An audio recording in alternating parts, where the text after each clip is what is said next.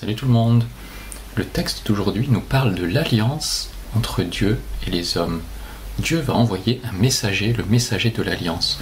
Nous voyons cela dans Malachie 2, à partir du verset 17, jusqu'à Malachie 3, 5. Vous fatiguez le Seigneur avec vos discours. Vous dites, comment est-ce que nous le fatiguons? Vous le fatiguez quand vous dites, ceux qui font le mal, le Seigneur les regarde aussi avec bonté. Il approuve ces gens-là. Vous dites aussi, le Dieu qui juge avec justice, que fait-il?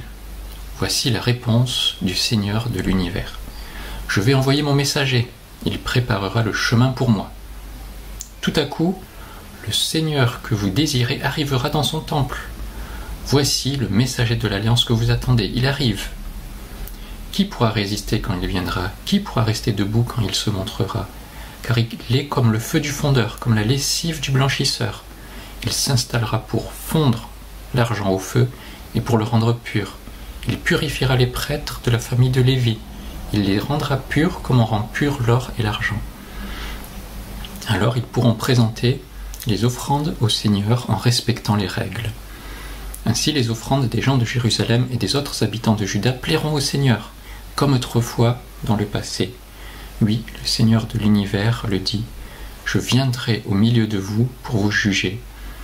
Je me dépêcherai d'accuser les sorciers, ceux qui commettent l'adultère, ceux qui font des serments faux, ceux qui payent mal les ouvriers, ceux qui écrasent les veuves et les orphelins par l'injustice, ceux qui traitent mal les étrangers, tous ceux qui ne me respectent pas. » Dieu, le Seigneur de l'univers, est fatigué parce que les croyants se disent « À quoi ça sert de servir Dieu alors que les autres, ceux qui font les mal, réussissent tout aussi bien, voire mieux que nous qui croyons en Dieu et qui y allierons.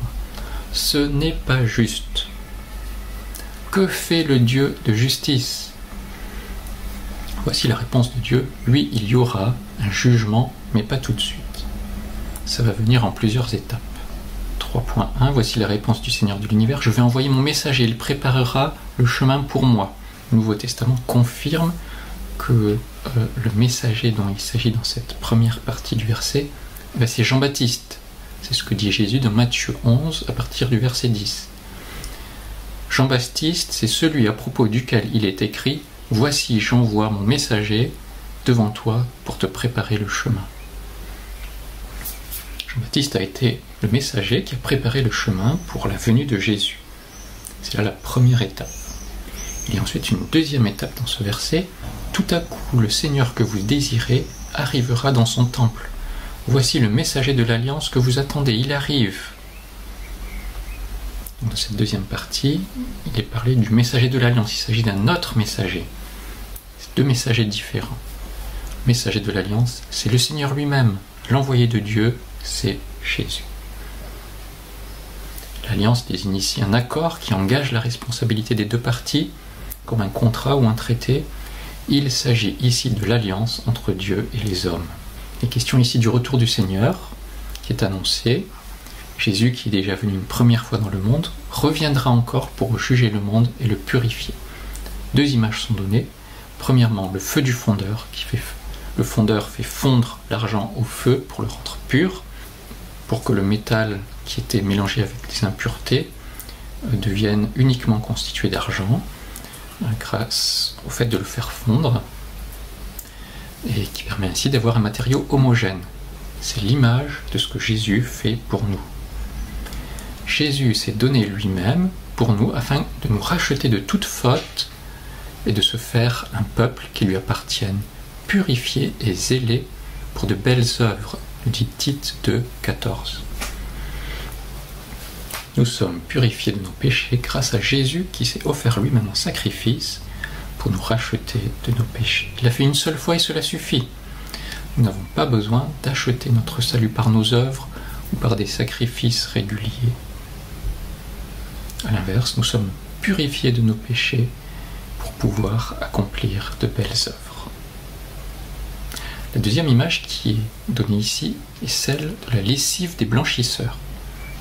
De même que les draps ou les vêtements sales et tachés sont lavés et nettoyés avec la lessive, de même les croyants qui font le mal, comme tout le monde, sont lavés de leurs péchés par l'œuvre de Jésus à la croix mort pour nous donner la vie. On voit cela également dans Actes 22, 16, à propos de Paul. Il dit « Lève-toi, sois baptisé, et sois lavé de tes péchés en faisant appel au nom du Seigneur. » Ainsi, lorsque Jésus reviendra, il y aura une séparation définitive entre les croyants, ceux qui ont placé leur foi en Jésus et dont les péchés ont été pardonnés par l'œuvre de Jésus à la croix. Donc ils seront donc séparés de ceux qui font le mal. À ce moment-là, la justice sera vraiment rendue. À ce moment-là, il n'y aura plus d'injustice.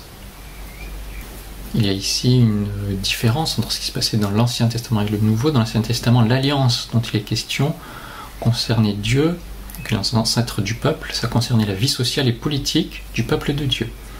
Aujourd'hui, l'alliance entre Dieu et les hommes concerne Dieu et chaque être humain individuellement. Il s'agit ici de la foi. Chacun est amené à se positionner devant Dieu par rapport à la foi. Pour le peuple de Dieu, il est question ici de plusieurs mauvaises actions qui étaient interdites pour ce peuple de Dieu, qui avait une alliance avec Dieu, et qui sont listées au verset 5. Voici la description de ceux qui sont définis comme faisant le mal. Je viendrai au milieu de vous pour vous juger. Je me dépêcherai d'accuser les sorciers, ceux qui commettent l'adultère, ceux qui font des serments faux, ceux qui payent mal leurs ouvriers, ceux qui écrasent les veuves et les orphelins par l'injustice, ceux qui traitent mal les étrangers, tous ceux qui ne me respectent pas. Tous ceux qui ne respectent pas Dieu seront séparés de lui lors de son retour. Ce n'était pas nouveau pour les Israélites. Dieu ne change pas dans l'Ancien Testament, il était déjà dit. On ne devra trouver parmi vous aucune des personnes suivantes. Quelqu'un qui brûle son fils ou sa fille en sacrifice, qui pratique la magie, qui interroge les charlatans, qui lit dans le ciel, qui devine l'avenir, qui pratique la sorcellerie, qui envoûte les gens, qui jette des sorts, ou qui, d'une manière ou d'une autre, consulte les morts. Tous ceux qui font cela, le Seigneur votre Dieu les a en horreur. On voit cela dans Deutéronome 18, verset 10 et suivant. Alors il est dit ici au milieu de vous, donc on ne parle pas des autres, de ceux qui ne croient pas en Dieu, mais vraiment parmi les croyants, même parmi les croyants, il y a ces personnes mauvaises. Faire une de ces actions qui est listée précédemment revient en fait à se confier à autre chose que Dieu. Se confier à l'ésotérisme, l'occultisme, le spiritisme, consulter les rebouteux, l'astrologie, la voyance, les arts divinatoires. Il y en a des rayons entiers dans les librairies. Soyons vigilants.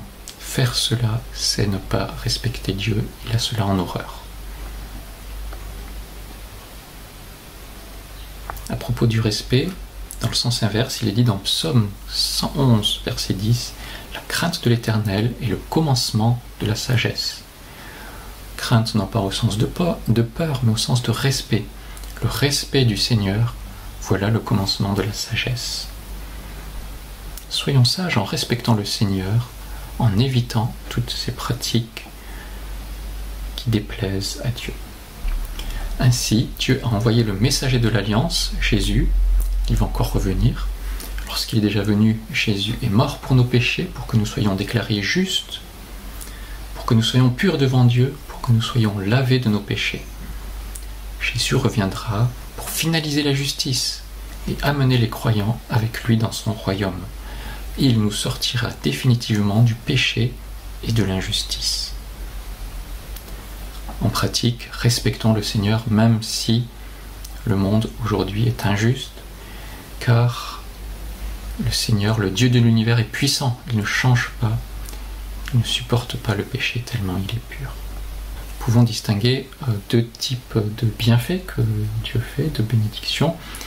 On parle de la grâce commune et de la grâce spéciale. Donc la grâce commune, en fait, le monde entier en général bénéficie de la grâce commune de Dieu, même ceux qui ne sont pas croyants. C'est ce que Dieu fait pour tout le monde. Certains vivent dans l'abondance, l'opulence, même s'ils ne sont pas croyants, s'ils ne suivent pas Dieu. Dans l'autre sens, la grâce spéciale, c'est le salut que Dieu donne spécifiquement, individuellement, à chaque personne qui croit en Jésus, qui se repent de ses péchés, qui demande pardon pour ses péchés, la grâce spéciale, c'est ce que Dieu donne, c'est la vie éternelle et les bénédictions spécifiques qui viendront encore à l'avenir, même s'il y en a déjà quelques-unes aujourd'hui, donc qui viendront encore à l'avenir dans son royaume lorsque Jésus reviendra. Lorsque je me dis, de toute façon, ceux qui ne suivent pas Dieu réussissent bien dans la vie, voire même ils vivent dans l'abondance ou l'opulence, eh bien, on parle là de la grâce commune. Et si je me dis quel intérêt j'ai à suivre Dieu, eh bien, il y a la grâce spéciale, le salut en Jésus, suivre Jésus, n'est pas là pour donner une vie riche et abondante matériellement sur cette terre, même si ça peut faire partie de ce qu'on vit. Jésus est venu pour nous sauver, nous libérer du péché et nous donner une vie spirituelle avec Dieu. Dieu est fidèle pour nous pardonner et nous purifier de tout péché. On peut toujours revenir à lui. Si je me dis, je galère, je vis des choses difficiles, je pense que Dieu ne me pardonnera pas. Non, ce n'est pas vrai. Dieu peut toujours pardonner. Michée 7, 18 dit ceci. Est-ce qu'il y a un Dieu comme toi? Toi, tu enlèves les fautes, tu pardonnes les péchés des gens de ton peuple qui sont restés en vie. Ta colère ne dure pas toujours, mais tu montres ta bonté avec plaisir. De nouveau, tu auras pitié de nous, tu écraseras nos péchés et tu jetteras toutes nos fautes au fond de la mer. Que l'on soit croyant ou non croyant, lorsqu'on passe par des difficultés ou lorsqu'on se sent mal, on peut toujours venir à Dieu, on peut toujours demander pardon à Dieu pour nos péchés. Dieu est fidèle et juste pour nous pardonner. Conclusion, Dieu, le Seigneur de l'univers, va revenir, il va établir sa justice un jour. Jésus est déjà mort, il a payé le salaire du péché à la place de tous ceux qui croient en lui, de ceux qui placent leur confiance en Jésus. Et lorsque nous plaçons notre confiance en Jésus, nous sommes lavés de nos péchés, nous sommes purifiés comme par le feu du fondeur et nous faisons partie du royaume de Dieu. Ce texte nous invite à respecter vraiment Dieu, à respecter vraiment son alliance, car Dieu nous a bénis de la grâce spéciale du salut en Jésus-Christ.